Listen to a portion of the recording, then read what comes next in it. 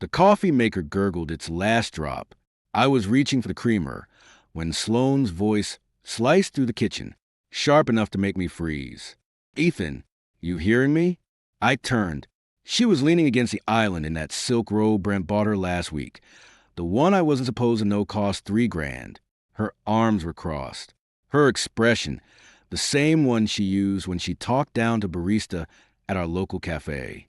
I said, "Get out." She repeated, slower this time, like I was stupid. I glanced toward the living room. Brent was sprawled on our couch. My couch, swirling amber whiskey in a tumbler. He smirked at me over the rim. "Come on, man. Don't make this harder than it needs to be." I set the coffee mug down. It clinked louder than I meant it to. "This is still my place." Sloane was, she corrected, pushing off the island. Past tense. "You really think I'd keep a deadweight librarian around after everything? You can't even cover half the utilities without me spotting you cash." Brent chuckled. "Hell, Sloane, you underselling it. Dude's been mooching off you since day one. At least I bring something to the table. Contacts, capital, a future."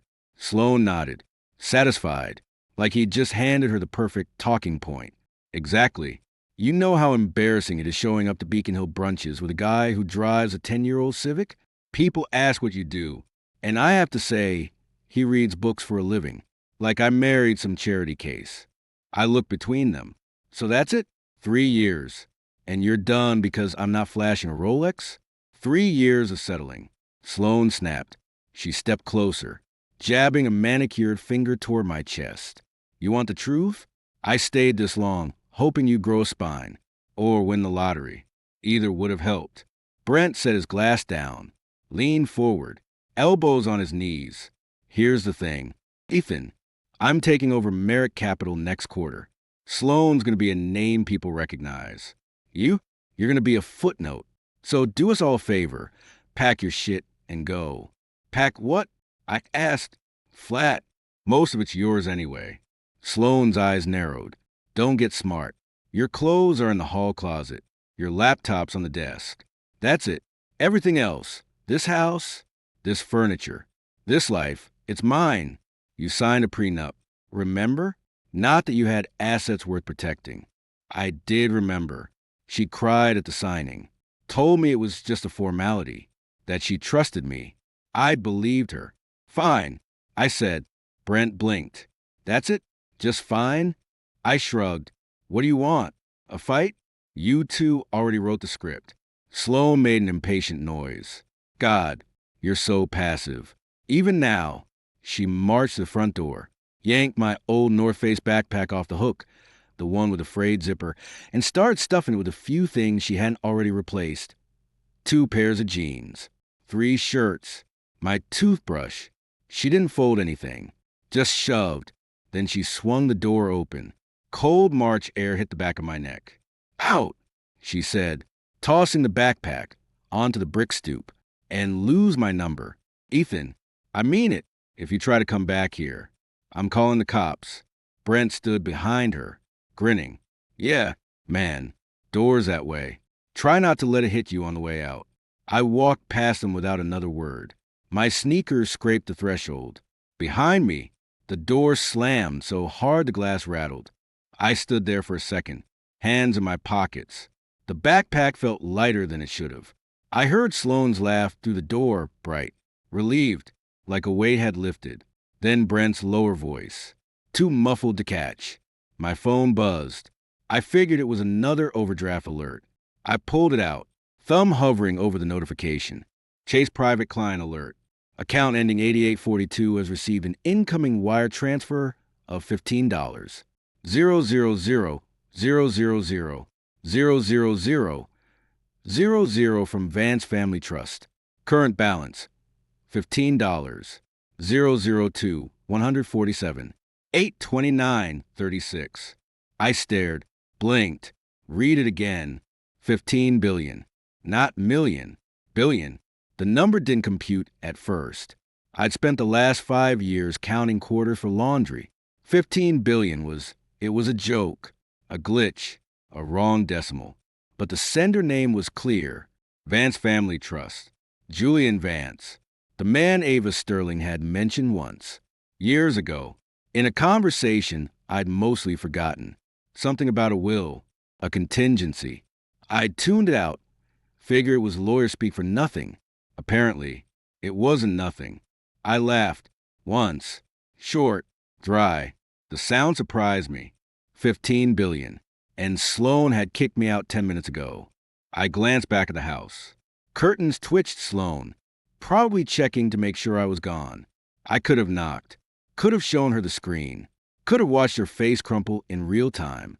But I didn't. Instead, I slid the phone back into my pocket, picked up the backpack, and walked to the curb. My Honda Civic was parked under a street lamp, paint dull under the gray Boston sky.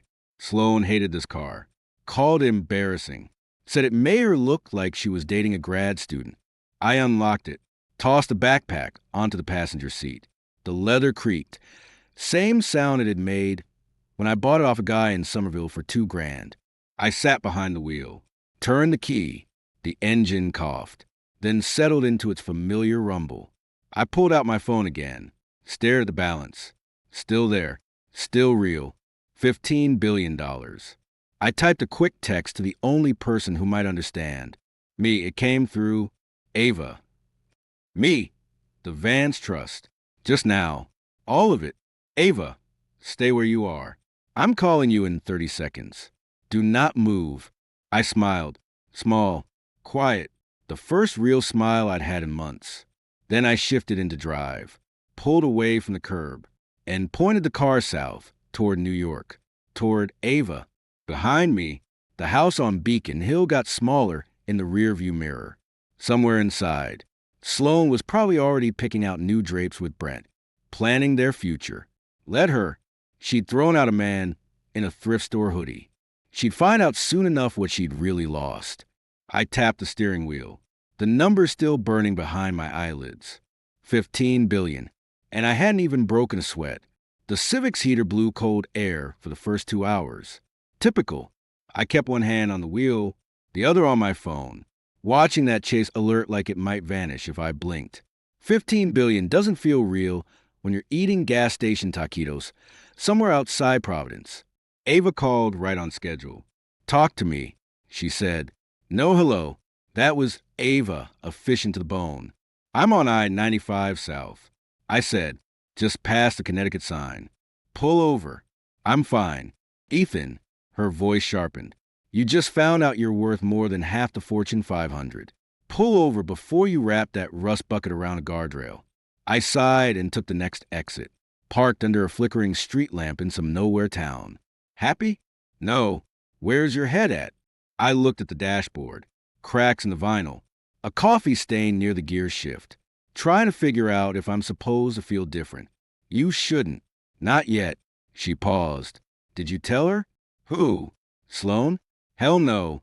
She threw my backpack onto the sidewalk and shut the door before I could blink.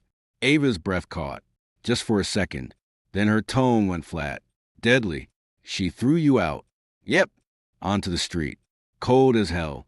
2. Silence. Then, I'm going to bury her. I almost laughed. You haven't even seen her in a year. Doesn't matter. I told Julian I'd protect you. Letting some Back Bay social climber humiliate you in broad daylight counts as a failure on my part. Another pause. What time did this happen? Around 7. And the transfer? 7:10. Give or take. 10 minutes. She sounded like she was taking notes.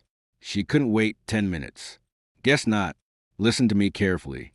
Ava said, do not answer any calls from Massachusetts. Do not reply to texts.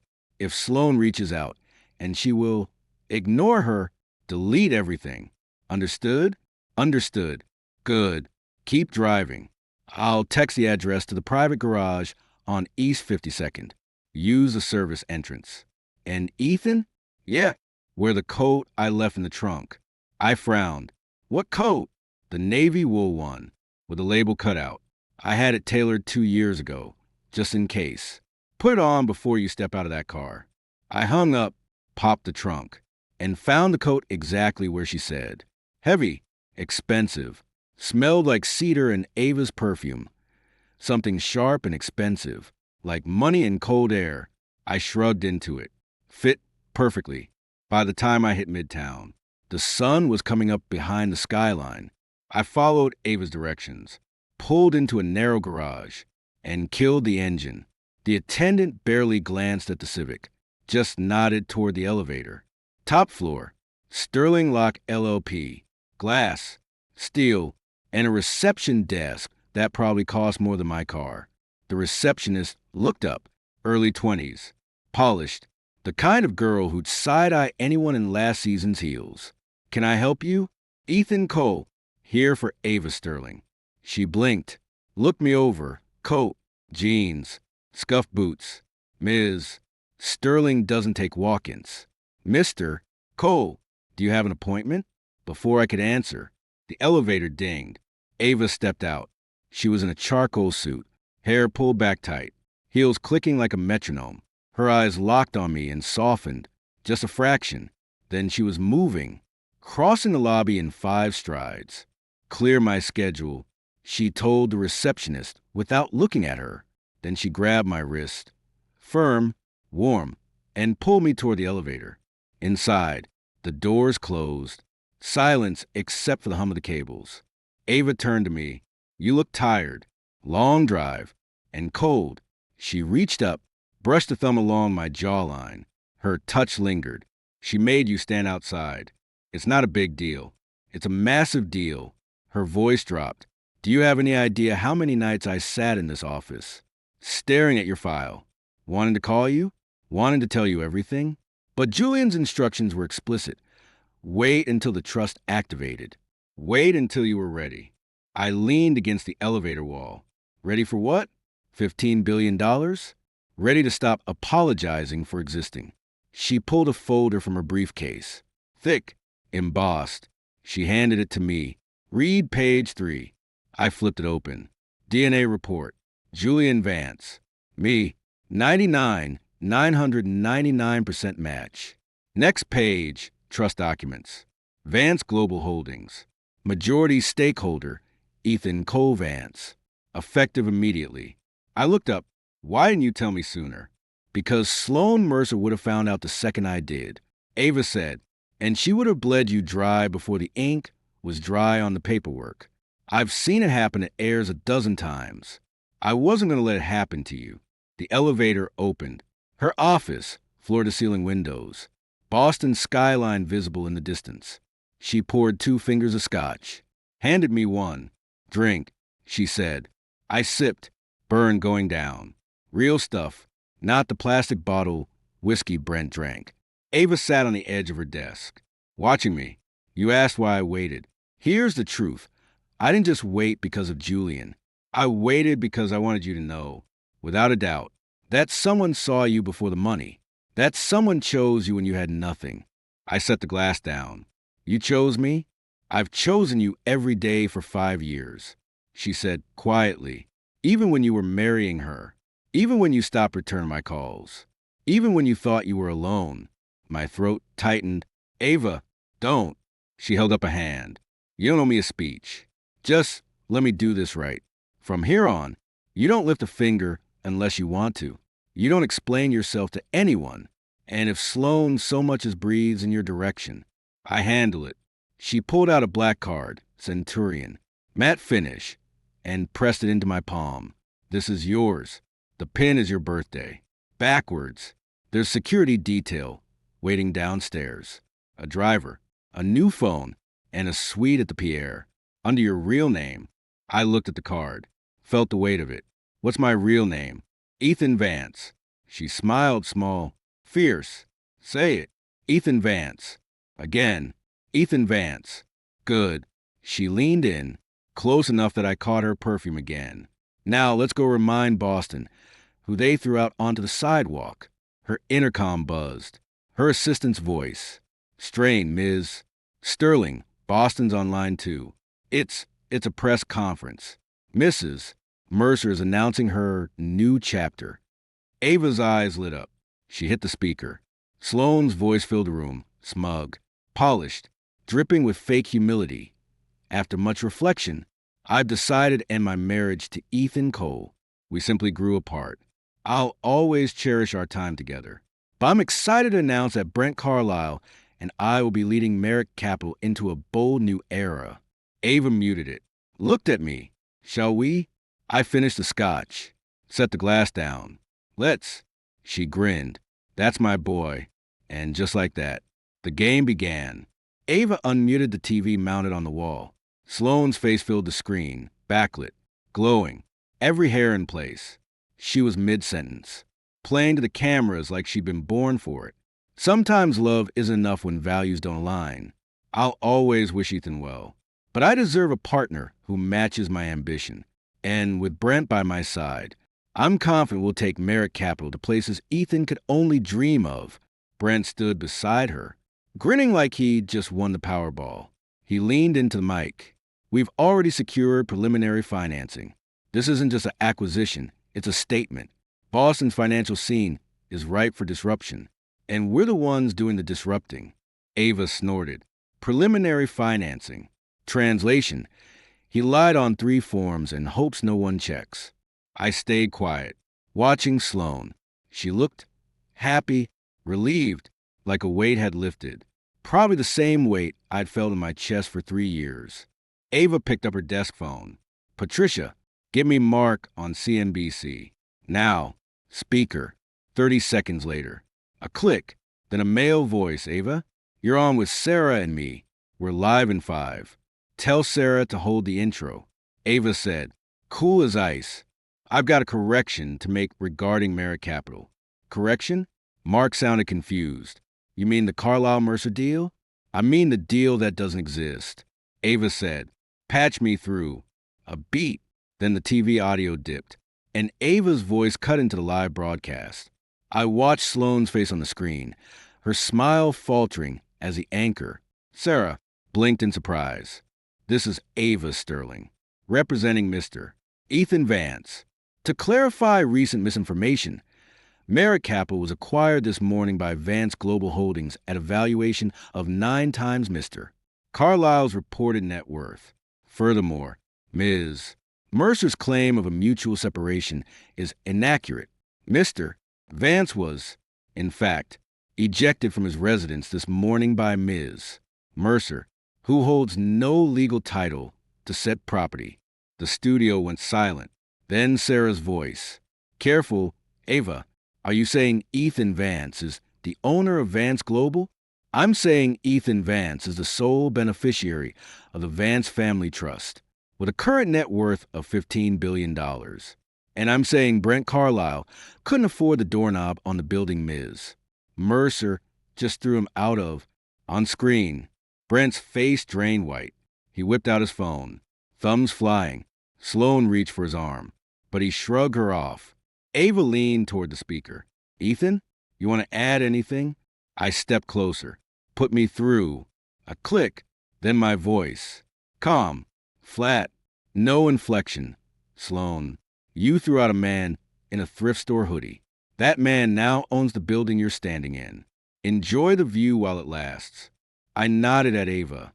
She ended the feed. The office went quiet. Ava poured 2 more fingers of scotch, handed me one. Well, that'll be trending in 3 minutes. My phone buzzed. Unknown number. I declined it. Then another, and another.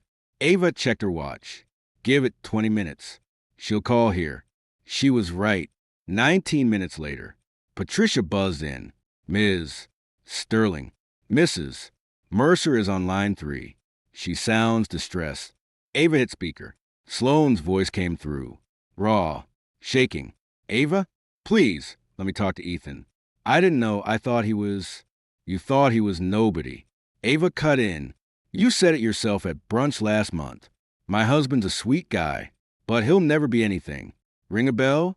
Silence. Then a choked sob. That was before Ava. Please. I'm sorry. I mean, you meant every word.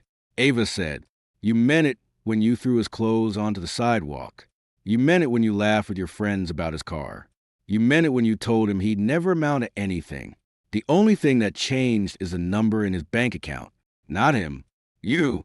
I love him. Sloane cried. I made a mistake. People make mistakes. You didn't make a mistake. I said, speaking for the first time. You made a choice. Every time you mocked me. Every time you chose Brent. Every time you looked at me and saw less than nothing. That was a choice. Ethan, baby, please. Don't call me that. My voice didn't rise. Didn't shake. You lost the right to that name 10 minutes before $15 billion hit my account. Sloan broke down fully then, words tumbling out between sobs. I'll leave, Brent. I'll come back. We can start over. Just talk to me. Ava reached over and ended the call. She looked at me. How do you feel?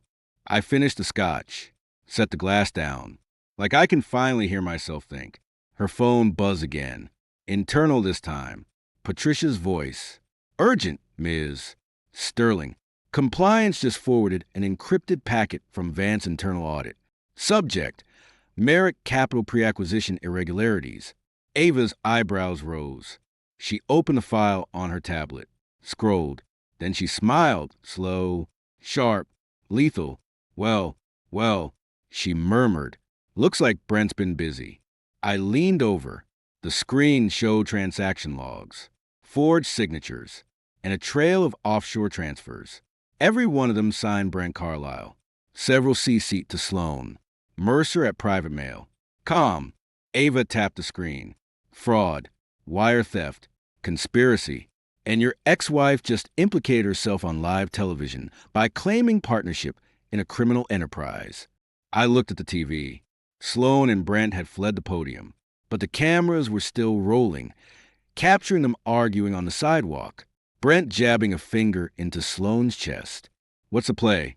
I asked. Ava stood, smoothing her jacket. We let them hang themselves. Then we press charges. But first, she handed me the tablet. We send this to the U.S. Attorney's office in Boston. Anonymously. For now. She paused at the door. One more thing. Sloan will try to reach you again. Through friends. Through family. Through lawyers. Ignore all of it. She doesn't get a redemption arc. Not this time. I nodded. Understood. Good. Ava smiled. That same fierce warmth from earlier. Welcome to the top. Mr. Vance. Try not to get used to the view too fast. She left. I stayed by the window, watching the city. Somewhere south. Sloan was realizing her world had just collapsed. Somewhere north. Brent was discovering that $15 billion buys a lot of forensic accountants. My phone buzzed one last time. A text from an unknown number. Ethan, please, it's not too late. We can fix this. I love you. I blocked the number, deleted the thread. Then I opened the banking app, stared at the balance one more time, and closed it. $15 billion. And not a single one of them belonged to Sloan Mercer, Ava's assistant. Patricia poked her head in at 8 a.m. Sharp. Ms. Sterling. The U.S. Attorney's office just confirmed indictment filings. Arraignment set for 10. I was still in the guest suite at the Pierre, wearing a suit Ava's personal shopper had dropped off at dawn. Navy. Italian wool. Fit like it had been spun onto my shoulders. I didn't recognize the guy in the mirror. Ethan? Ava's voice came from the doorway. She was already in court attire, charcoal pinstripe, hair pinned with brutal precision. Time to go. Downstairs. A town car idled at the curb. Not the Civic. Not even close. The driver held the door, eyes straight ahead. I slid in. Ava followed, setting a leather folio on her lap. Brent's lawyer tried to call this morning, she said, not looking up. Offered a plea for a statement recanting your involvement. I told him to shove it. How'd he take it? He hung up. She finally glanced at me. You ready? For what? To watch them burn. The federal courthouse in Boston smelled like lemon cleaner and old wood. Reporters clogged the steps. Cameras swinging as we pushed through. Someone shouted my name. Ethan, Ethan, over here. But Ava didn't slow. She steered me through a side entrance, past security checkpoint where the guards straightened instinctively. Inside the courtroom, it was standing room only. I spotted Brent first, seated at the defense table in a wrinkled blue suit, hair greasy, eyes darting. Sloan was next to him. dressed in a cream color wrap that did nothing to hide the dark circles under her eyes. She looked small, shrunken. She saw me and jerked upright. Her mouth opened, but no sound came out. Ava guided me to the plaintiff's table. We sat. The judge entered. Everyone stood. Be seated, he said. He scanned the docket. United States v. Carlisle, et al. Mr. Carlisle, how do you plead? Brent lurched to his feet. Your Honor, before we enter a plea, I'd like to make a statement regarding the true party responsible for. Mr. Carlisle, the judge warned. Plea, now, not guilty, he blurted. Then, louder. But I didn't act alone. Sloan knew. She told me to move the money.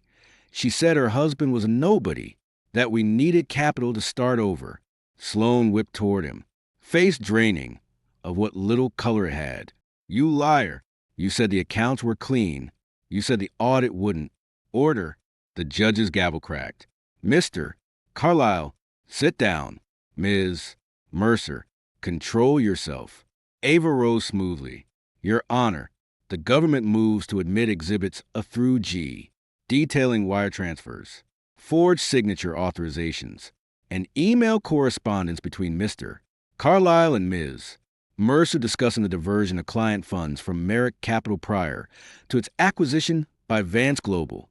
A clerk handed up a stack of binders. The judge flipped through them, then looked over his glasses at Brent and Sloan. These signatures appear to be yours. Mr. Carlisle. Brent swallowed hard. I was pressured, and these emails, the judge continued, turning pages. Show Ms. Mercer approving withdrawals totaling $4.2 million, dated 3 days before she publicly announced her departure from Mr. Vance. Sloan made a choke sound.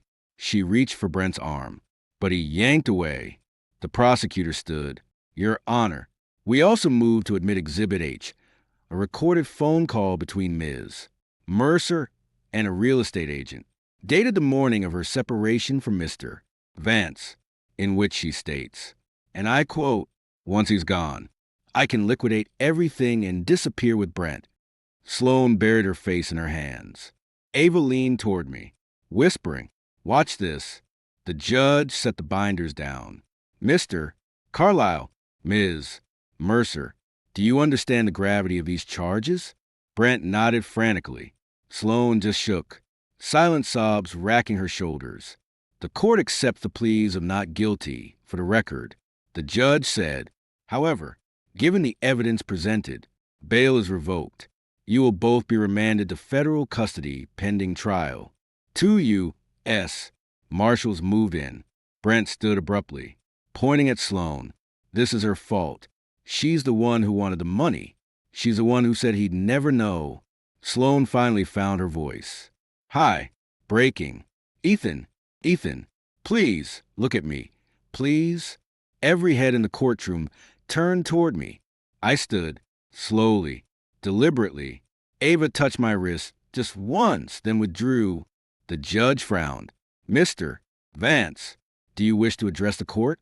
I stepped forward, rested my hands on the lectern. I didn't raise my voice. Didn't need to. The room went dead silent. Your Honor, I said, I don't want an apology. I don't want a statement. I want accountability. I looked at Sloan. She was reaching toward me across the bar, fingers trembling, and I wanted to remember every single day she spent behind bars, that she lost $15 billion because she couldn't wait 10 minutes. Sloan screamed, actually screamed, I love you. I made a mistake. Ethan, please. The marshals grabbed her arms. She struggled, heels skidding on the polished floor. I'll give it all back. I don't care about the money. Just talk to me, baby. Please. What's it here? Really watched her. Saw the woman who'd mocked my job, my car, my existence.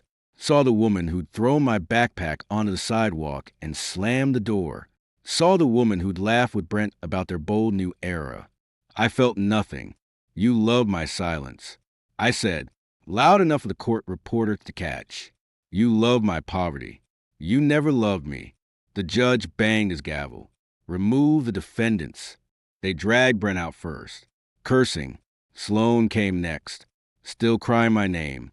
She twisted back, reaching for me with one hand as the marshals hauled her toward the side door. Ethan, I didn't know. I'll wait for you. I'll always wait.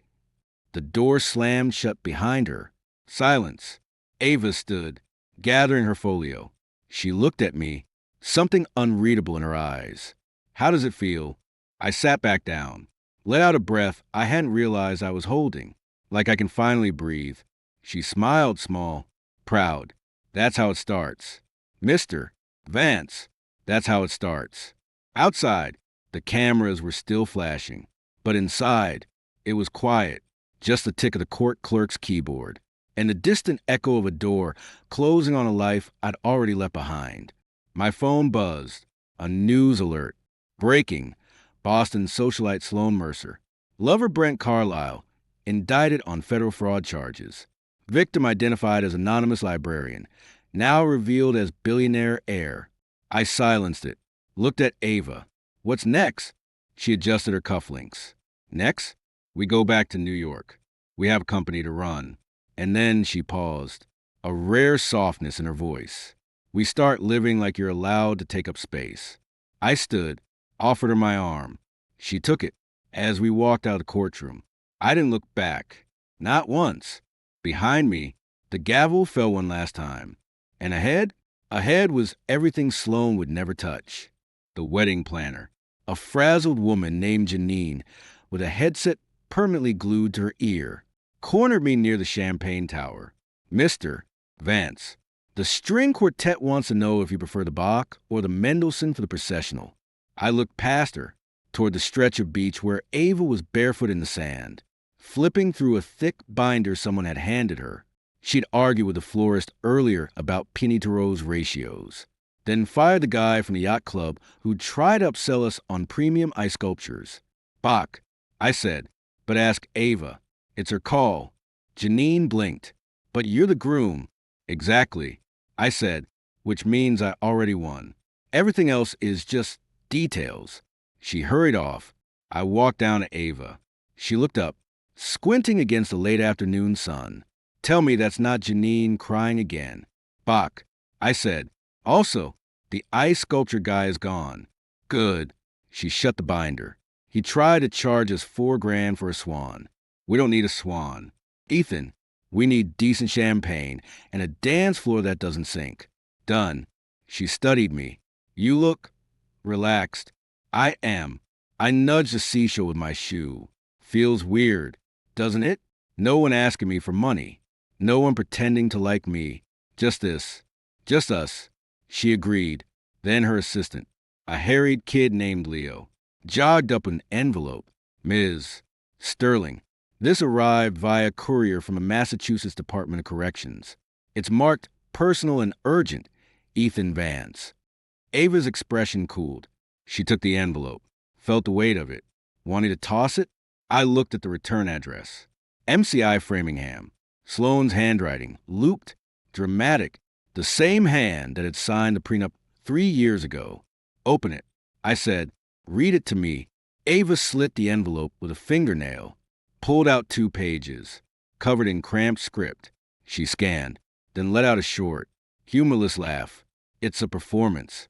She says she's found God, that she writes this with tears in her eyes, that she understands now what she threw away. Ava looked up. She asked for a visit. Just 10 minutes. Says she'll wait forever if she has to. Anything else? Oh, plenty. She regrets Brent. A mistake. Naturally. She regrets the money. It was never about that. She regrets the way she treated you. I was blind.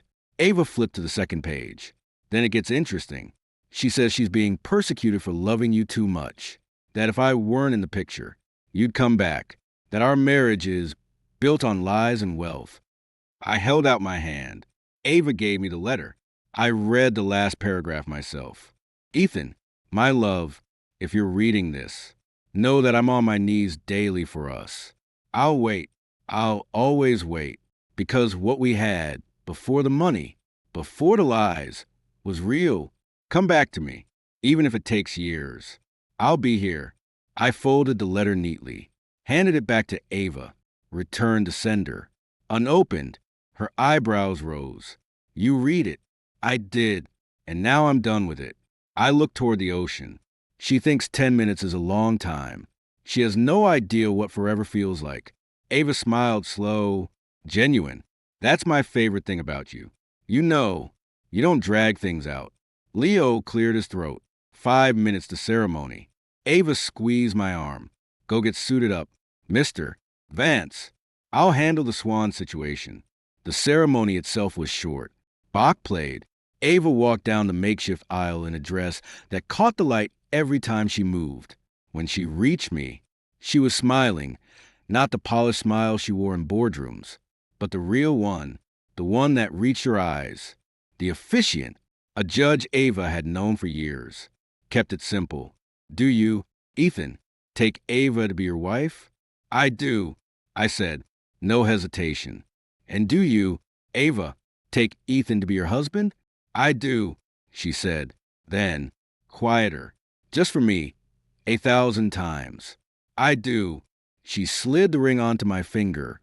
Platinum, simple, engraved with our son the inside. I did the same for her. When the judge pronounced us married, Ava didn't wait for permission. She grabbed my face and kissed me. Hard enough that someone in the crowd hooped. I kissed her back, tasting salt and champagne and something that tasted like certainty. Later, at the reception, the mayor of Boston tried to make small talk. Mr. Vance, bit of a shame about your former wife. Tragic. Really. I sipped my drink. Tragic would have been staying married to her. He laughed nervously and moved on. Ava found me by the dessert table. Heard you roasted the mayor. He brought her up. Good. She leaned into me. You know what the best part is? The cake? No. She nudged me with her hip. The best part is that she'll never be forgiven. Not by you. Not by me. Not by anyone who read that letter.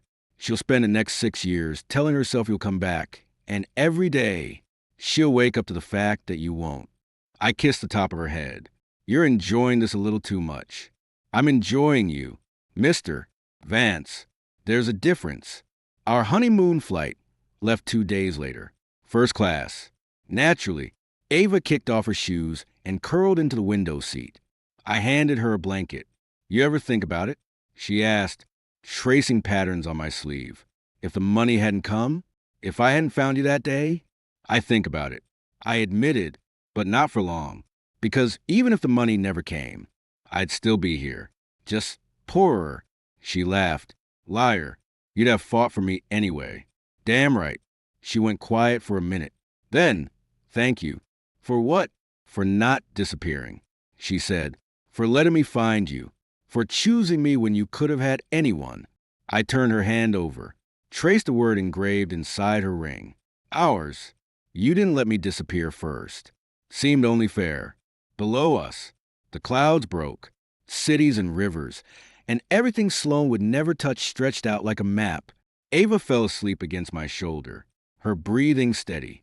I watched the sunlight move across her face and thought about the man I'd been 3 months ago, standing on a cold stoop with a backpack, wondering if he'd ever matter.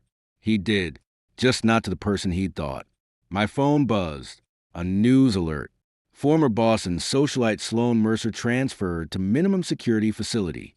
Inmates report she spends hours staring at old photos of ex-husband. I silenced it, deleted the notification. Then I closed my eyes, breathed in the scent of Ava's hair, and let the plane carry us forward. She lost a nobody and found out he was everything. I lost a lie and found the only truth that ever mattered. And this was ours.